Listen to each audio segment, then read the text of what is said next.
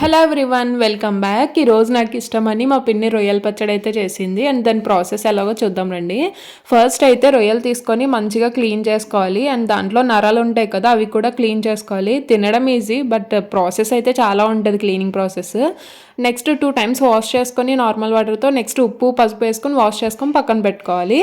ఇంకా దీనికి masala powder prepare చేసుకోవాలి. దానికి వచ్చేసి ధనియాలు, జీలకర్ర, లవంగాలు, చెక్క, 1 ఇలాచి.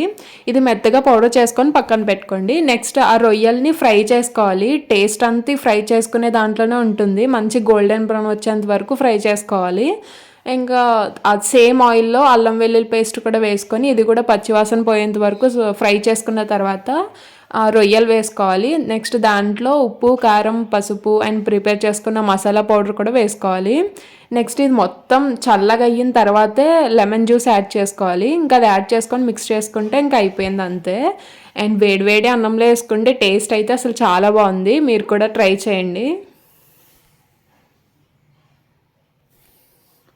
ఇంకా ఈవినింగ్ అయితే మా పిన్ని మిర్చి బజ్జీ అయితే వేసింది స్నాక్స్గా. That's it. Thanks for watching.